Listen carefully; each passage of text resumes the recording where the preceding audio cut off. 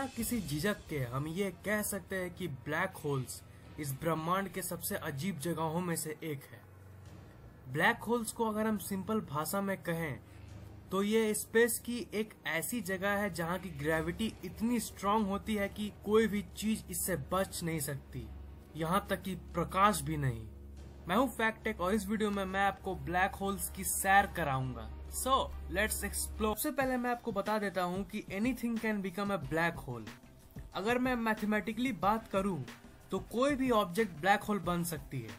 किसी भी चीज की डेंसिटी या घनत्व जितनी ज्यादा रहेगी उसकी ग्रेविटी यानी गुरुत्वाकर्षण शक्ति उतनी ज्यादा होगी। देखिए, ब्लैक होल सिंपली एक डेंस ऑब्जेक्ट है जिसका घनत्व और इसके चलते ग्रेविटी इतना ज्यादा रहता है कि ये लाइट को भी अपने तरफ खींच लेती है और लाइट इस यूनिवर्स की हाईएस्ट यानी उच्चतम स्पीड में ट्रेवल करती है। तो अगर लाइट बचकर नहीं निकल पाती तो बाकी सारी चीजें कहाँ से निकलेंगी? ब्लैक होल की ग्रेविटी से। पर किसी भी पदार्थ को ब्लैक होल बनाना तभी पॉसिबल है अगर हम किसी भी ऑब्जेक्ट को बहुत ही ज्यादा कॉम्प्रेस कर दें। अगर आप माउंट एवरेस्ट को कॉम्प्रेस करके 1 नैनोमीटर से कम साइज में कर दो तब वो ब्लैक होल बन जाएगी। अगर आप धरती को कॉम्प्रेस करके एक मटर के दाने जितने कर दें तो धरती भी ब्लैक होल बन जा सकती है। वैसे भी हमें ऐसी टेक्नोलॉजी को निकालने की जरूरत भी नहीं है। Formation of A black hole. ऐसे बहुत सारे स्टार्स है जिनका साइज धरती से लाखों अरबों गुना ज्यादा होता है। तो जाहिर सी बात है अगर उस स्टार को हम लोग इतना छोटा कर दे कि वो धरती के साइज में आ जाए तो वो एक ब्लैक होल बन सकती है। पर अच्छी बात यह है कि हमें ऐसा करने की जरूरत नहीं है क्योंकि ये ब्रह्मांड में ऑलरेडी होता है। जब कोई तारे की डेथ होती है जिसे हम सुपरनोवा कहते हैं तब वो अपने अंदर ही कोलैप्स करने लगती है और उसका घनत्व बढ़ने लगता है।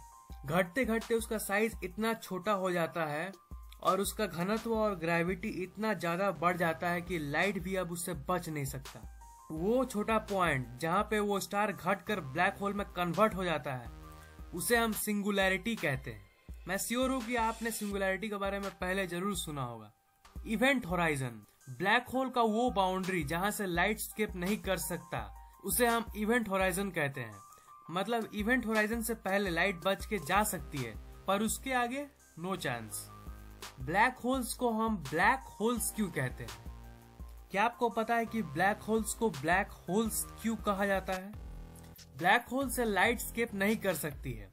इसका मतलब ये नहीं है कि ब्लैक होल्स में लाइट नहीं होती है, पर वो जो लाइट है वो आपकी आंखों तक नहीं पहुंच पाती क्योंकि ब्लैक होल से लाइट बचकर नहीं जा सकती है। तो जब वहां से लाइट बचकर नहीं निकलेगी तो वो आपकी आंखों तक कैसे पहुंचेगी? इसीलिए हमें ब्लैक दिखती है। Black holes effect time.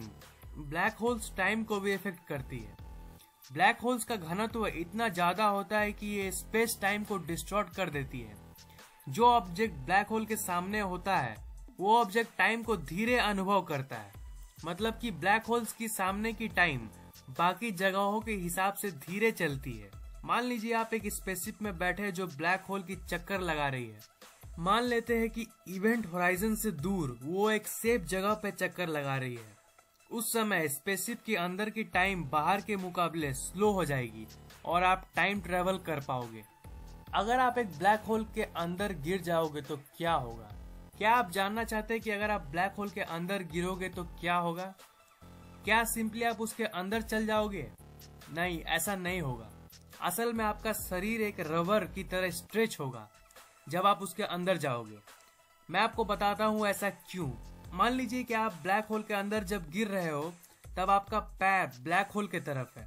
आपका बॉडी का वो पार्ट जो ब्लैक होल के करीब है, मतलब कि आपका पैर, वो ज्यादा गुरुत्वाकर्षण बल को अनुभव करेगा उसके मुकाबले जो पार्ट ब्लैक होल से दूर है, मतलब कि आपका सर।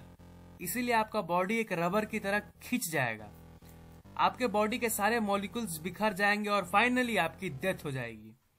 पर डरिए मत, ऐसा कभी होगा नहीं क्योंकि जो नियरेस्ट ब्लैक होल है वो हजारों प्रकाश वर्ष दूर है इस सौर मंडल से। तो ये क्वेश्चन आता है कि धरती से सबसे नियरेस्ट ब्लैक होल कौन सा है? और एक क्वेश्चन आता है कि क्या ब्लैक होल्स धरती को निगल सकती है? जैसा कि मैंने कहा, वो ब्लैक होल हजारों प्रकाश वर्ष दूर है। सिग्नियस X1 नाम का एक ब्लैक होल है जो धरती से 6000 प्रकाश वर्ष दूर है और उसका मास सूर्य से 15 गुना ज्यादा है। पर वो इतना दूर है कि धरती या फिर सौर मंडल पर इसका कोई प्रभाव नहीं पड़ेगा। सो आपको डरने की कोई जरूरत नहीं है। लाइक कर दो अगर ये वीडियो पसंद